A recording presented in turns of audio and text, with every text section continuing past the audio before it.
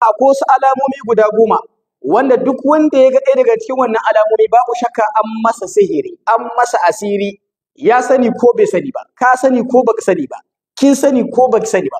Ma dama kana da ɗaya daga cikin wannan alamomin to an maka sihiri, an maka asiri, ya kamata ka warware shi. Jama'a wannan bidiyo ne zai na musamman jama'a. Zai yi mana bayani wasu alamomi wanda mutum zai gane an masa asiri ko an mata asiri. Idan mutum ya ga wannan alamomin to tabbas ya kamata ya nemi magani wanda zan faɗa insha Allah tabaraka wa ta'ala. Da haka wannan bidiyo ne jama'a, kai like kai share zuwa ga wasu ƴan uwa, kafin ka fara ji ma kai share wasu su amfana insha Allah. Alama ta farko jama'a, shiga ɓacin rai.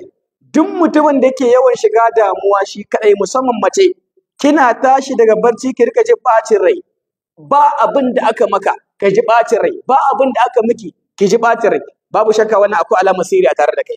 Alama ta biyu jama'a, yawan ciwon kai mai tsanani ba dalili. Yawan ciwon kai musamman na bangare, ka rika jin kanka kamar ya tsage, kanki kamar ya tsage, kana yawan ciwon kai lokaci zuwa lokaci. To duk wanda ya cika yawan ciwon kai babu shakka akwai alamar an masa sihiri. Alama ta uku jama'a, haɗuwar gaba. Duk wanda yake yawan haɗuwar gaba ya rika jin gabansa na haɗuwa, musamman bayan la'asar zuwa cikin dare, ka rika jin gabanka yana haɗuwa. To duk wanda yake wannan faɗuwa babu shakka an masa sihiri. Abu na hudu jama'a, nauyin jiki. Ka rika jin jikinka da nauyi jama'a. Nauyin jiki, kafarka ta yi nauyi, ko ka rika jin jikanka ya maka nauyi, babu shakka an maka sihiri. Alama ta biyar jama'a shine mugun mafarki.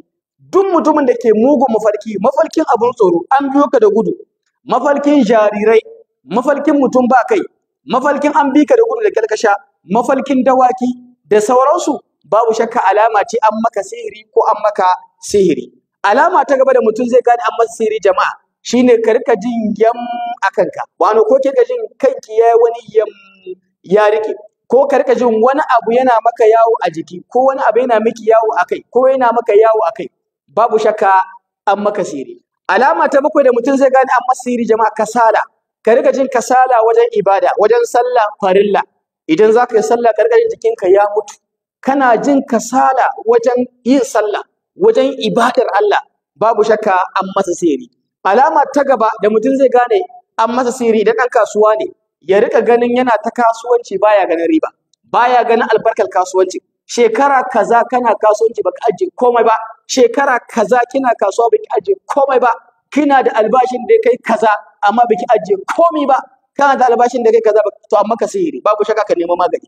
Alama ta ga mutum ya kasance ɗan kasuwa ne ko ma'aikaci ne, idan ya je rika jin jikinsa yana mutuwa, kin je ma'aikaciya ce ke ko madan ce, kina zuwa sai bacci, kin tafi koyarwa sai bacci, yaro ya tafi makaranta sai bacci, bai yi karatun ba ya dawo gida, an masa sihiri ne malam, akwai sammu akwai baki a tare da shi, ya kamata a nemi magani. Alama ta gaba jama'a da mutum zai gane an masa sihiri ko an masa sihiri bayan dukkanin wannan alamomi da muka faɗa shine wato rishin san karatun alqur'ani.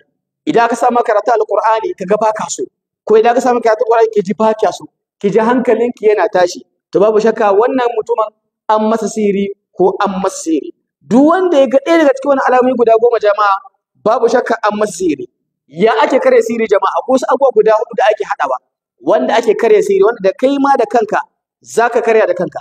A bi mu a bidiyo na gaba insha Allah zan yi bayani akan yanda mutum zai kare sihiri idan yana da ɗaya daga cikin wannan alamomi insha Allah. Jama'a kai share wannan bidiyo zai amfanar da wasu insha Allah. Wassalam.